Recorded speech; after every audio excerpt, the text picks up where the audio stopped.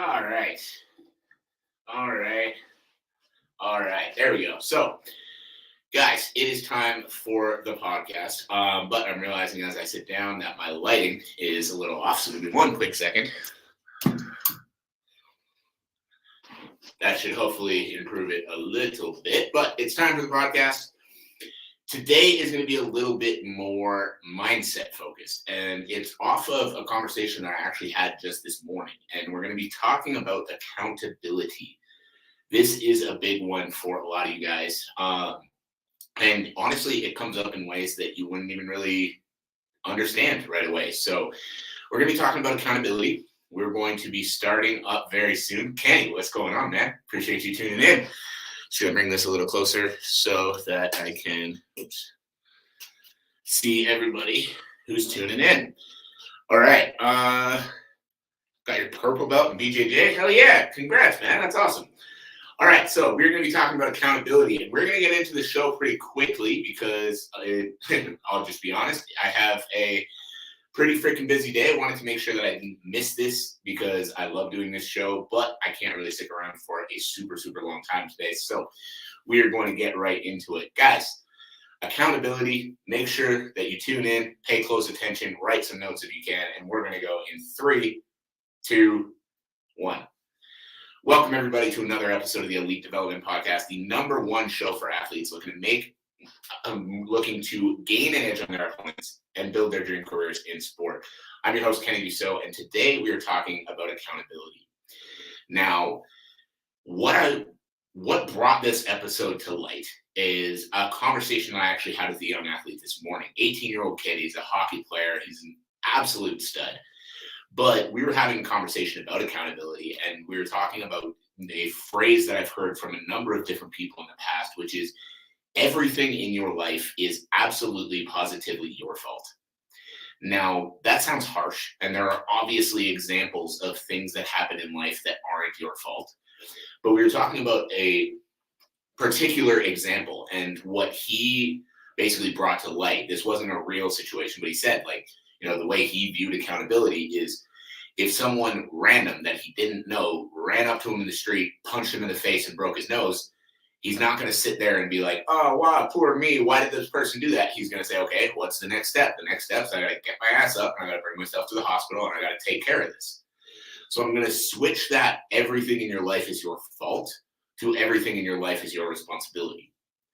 Now, the reason that I'm switching that is because I have conversations with a lot of athletes every single day. And a lot of you guys, and again, I'm not saying this as, an insult or a shot at anyone, but what I do want is for it to wake you up.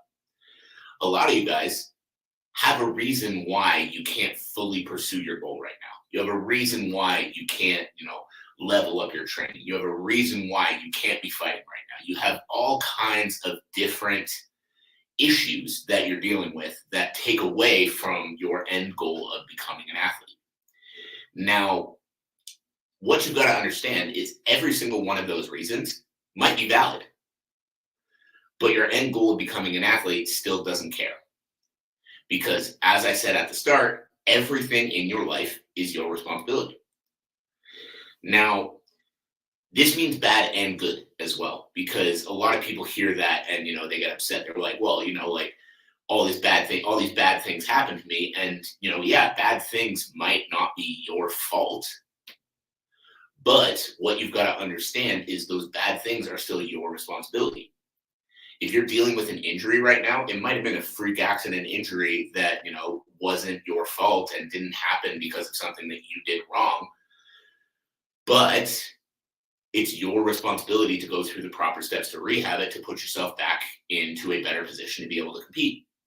If you don't do that, you're still going to be further away from your goal. If you sit around for 3 months before starting the rehab process, complaining about how shitty your life is because you got injured, you're going to be 3 months further away from your goal. Same idea as the example I gave from this young athlete. Somebody runs up to you in the street, punches you in the face, and breaks your nose. Is it your fault? Of course not. That's a random act of violence. There's nothing you can do to predict it. But again, at this point, what's done is done. Your nose is broken. You're kind of messed up. and you got to either go fix it or sit around and complain about the fact that he picked you to inflict that random act of violence upon. You get what I'm saying? So the idea of this and why I thought it was so powerful and why I want to really bring this to you guys is because whatever that reason is, you're living in the wrong city and you don't have access to a good gym that can help train you. You don't have a job, so you can't pay for proper training. You grew up in a family that doesn't have good eating habits, so your eating habits are bad because that's how you grew up. Whatever the reason is, it's your responsibility to make the change. Because I get a lot of athletes that'll message me and say, well, how do I do the best strength and conditioning without any access to gym equipment? And then I ask, well, why can't you use gym equipment? They say, well, I can't afford a gym membership. I'm like, okay, you can look at this one of two ways. Either A, you can try to just do body weight only exercises. And can you make some improvements with body weight only exercises? For sure. Are you going to make as many improvements as you will in an actual gym with a coach that has a program properly broken down and set up for you to succeed? No. So you can look at it one of two ways. Either A, do it at home, try to figure it out the best you can, and don't spend any money and do only body weight exercises and then be upset that you're not getting the same results as the people who are in the gym, but complain about the fact that you can't afford a gym membership like they can. Or B, you can find a fucking job. You can find a job, and with the money that you make from that job, you can buy yourself a gym membership. Or C, let's say for some reason that's not a possibility for you, go to local gyms in town and say, hey, I'm a young up-and-coming athlete. I really want to train here. I'm struggling with XYZ, so I can't actually afford a membership. Is there anything that I could do for you that in return you could allow me to train at your gym for free? And all you need is one to say yes. The first 7 might laugh you out the door. But if the 8th gym says, yes, you can come in here and train for free if you clean up at the end of the night every Tuesday and Thursday, you got yourself a fucking gym membership. You get what I'm saying? So again, instead of looking and saying, it's not my fault, I can't afford it, so I can't do it, are you actually working on a solution? Are you actually taking responsibility for your situation? Another example, one thing that I get a lot when I get messages from athletes is, I just live in a city that there's no good MMA gym. So I want to be an MMA fighter, but I can't make it to an MMA gym because there's none close to me. Cool. Move. And that might sound harsh because maybe you grew up there, maybe your family's there, maybe all these things. But if you truly want to make this your career, move. Find a city that has a good MMA gym and go live there. Now, maybe you're in a position where financially you can't afford to move right now. Cool. Figure out how much money you need to put yourself in a position where you can financially actually can make that move to that city that's going to have that gym that you can make the right gains at that you're looking for. Put that money aside and then fucking move. You might not be able to do something about it today, but you can take the responsibility if you are actually serious about the goals you have for your career. Guys, when I moved to Calgary, this is an example I always like coming back to. When I moved to Calgary, I moved because of a job at a gym, which I ended up leaving 2.5 years later, but that's a story for a different day. And this job had no guaranteed hours. So I was moving across the country to a job that literally paid nothing, and it was up to me to find my own clientele. That's not something I'd ever done before. I had never run a business. I didn't know anything about running a business. I didn't know how to find clients. I had social media, but never actually used it. And I moved into this job, and the attitude that I had coming into this gym was, I'll try it out, and worst case, I can just move back to Ottawa in 6 months when my money runs out. And I walked into the gym the first day, and they had 6 coaches that were pursuing PhDs in different areas of elite performance sport. They had professional athletes in 6 or 7 different sports. And I walked in the gym the first day, and I knew. I was like, I have to stay here. And the most important thing, something I'd never seen before, they had coaches that were actually making good money only working as strength and conditioning coaches. Any other place I've been before, coaches were doing strength and conditioning part-time on top of, some other random job during the week. So needless to say, I came to this gym and I knew, I was like, okay, if I'm going to make it in this industry, I need to stay at this gym. And so then I had a decision to make. I'm either going to sit around, bitch and complain that I don't know how to find clients and the gym's not giving me enough clients and I'm working really hard, but people aren't rewarding for me for my hard work.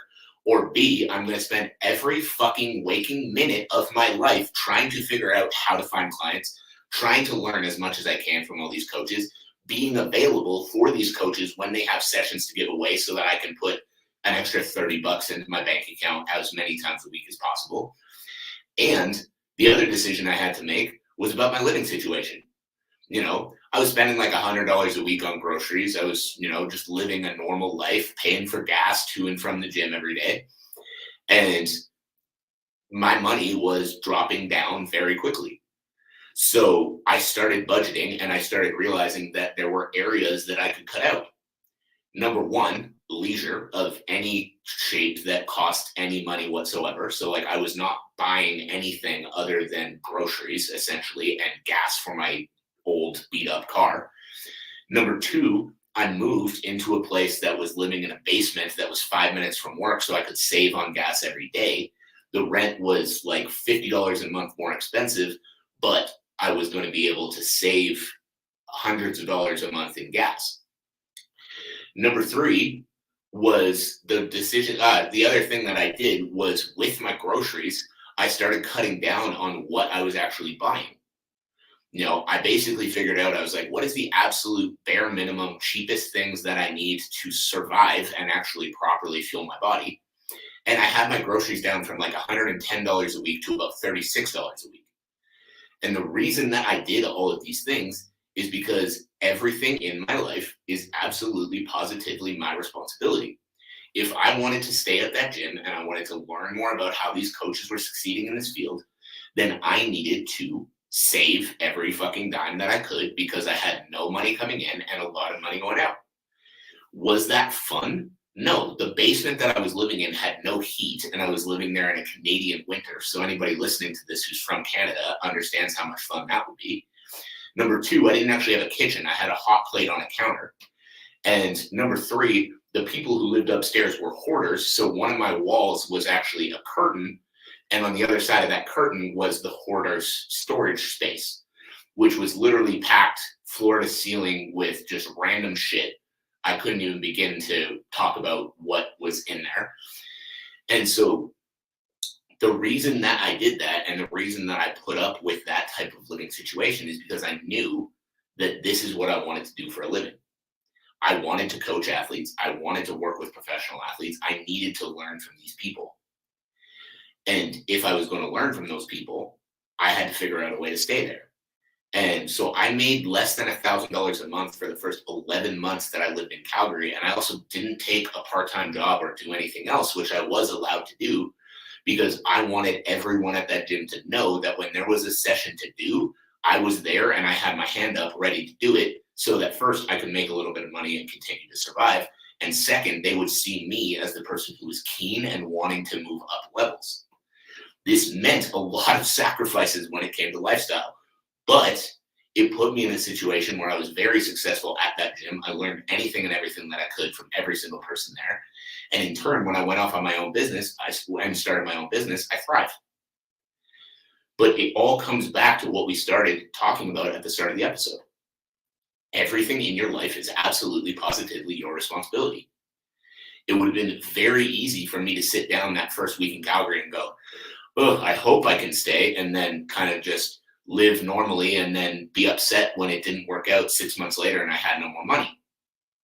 But instead, I took responsibility and I understood if this is truly what's important to me, if being here is truly what matters, then I need to do everything in my fucking power to make sure that I can stay here, which includes cutting down on my expenses so I can put all my money where it actually needs to go, which meant extra studying in terms of, learning the business side of coaching, which I had never had to learn before, which meant early mornings, which meant late nights, which meant working random hours for really shitty money in the beginning, so that I could put myself in the environment I needed to be in. And this is what so many of you guys still struggle with.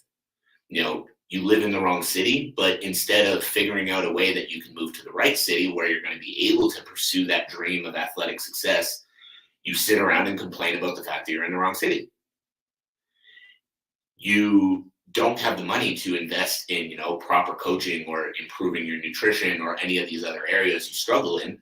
But instead of finding the job that can allow you to afford these things, you sit around and complain about the fact that you don't have the money for it. And one of the ones that gets me as well, and this might ruffle a few feathers from people people that are listening, but when I'm in my Instagram account, guys, do not get me wrong. I absolutely enjoy having conversations, answering some questions, things like that.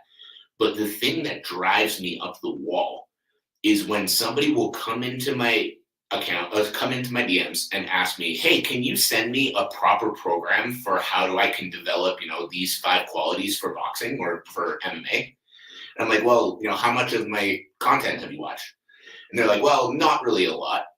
And I'm like, well, what are you doing? I have almost 900 videos there for free.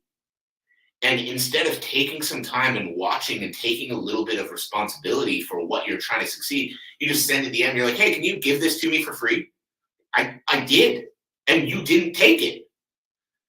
You get what I'm saying? But on that same note, if you watch a bunch of the videos on my page and you're like, okay, I understand this part of it a little better. I don't understand this as much. And you send me a question. You're like, hey, I was curious about, the difference between these 2 different types of conditioning. I'm happy to answer that question because what you've shown me is I'm taking responsibility and now I just need a little bit of guidance. But when you come in fresh and you're like, hey, just give me shit for free. Who are you to deserve that? Who are you to deserve that? Every other person is out there taking the information that they can and trying to figure out how to make it and asking questions based off of research and trying to figure it out themselves. And you're just saying, hey, do the work for me. You get what I mean? This isn't the way to achieve anything. So what I really want you guys to take away from this, and what I really want you to understand as we wrap up the show, is everything in your life is positively and absolutely your responsibility. It's not up to the random account on Instagram that you follow to send you free shit. It's up to you to try to figure out exactly what you need, do some research on your own, and then ask questions to these people for guidance. It's not up to, a coach to train you for free because you're in a tough financial spot. It's up to you to figure out what you can do to get out of that tight financial spot. It's not someone else's fault that, something bad happened to you. It's your responsibility to figure out how to get out of that problem or how to get out of that situation. So the biggest thing that I want you guys to take from this, and that I want you guys to do when when you're going through your day to day, the rest of today, the rest of this week, the rest of this month, honestly, forever, is think about any time in your day that you say, well, it's not my fault because. And then try to reframe that. And instead of saying it's not my fault because, try to figure out what you can do. It's not my fault that I don't train, that I can't fight anymore because, well, I got injured. It's okay, well, did you do the rehab process properly? Is there more you could have done? Could you have, what could you have done differently? And obviously there are going to be extreme examples that, literally just weren't your fault. There's nothing you could have done and you kind of got the short end of the stick. But 9 times out of 10 with those situations, one of the things that I've tried to do for myself as an example is anytime that I don't want to go somewhere, whether that's, a party or whatever it might be, if I've made the decision for myself, I don't want to do that. Instead of saying I can't make it, I tell myself, that's not the right choice for me. So again, it's my decision that I'm not doing this. It's not that I can't, it's that is not the right choice for me. And just that little switch in language, right? Or if I'm late for something, oh, I'm sorry, there was traffic. No, I didn't leave early enough. sorry that I'm late. So I'll still apologize for being late to whatever I'm late for, but I'm not blaming it on traffic, because if I had left 10 minutes earlier, or if I had taken a different route, maybe I would have been there on time. And just always keeping the responsibility on you is going to do magical things for you, both as an athlete, but guys, just as a human being too. So that is it. That is all. I hope you got some good value from that. I hope you learned something. If you did, I would love to know what it is. Shoot me a message across any of my social media platforms to let me know. And as always, I hope you have a fantastic rest of your day, and I will catch you on the next episode. And guys, I can hang around for a very short period of time here, so I'm going to scroll through and see if we got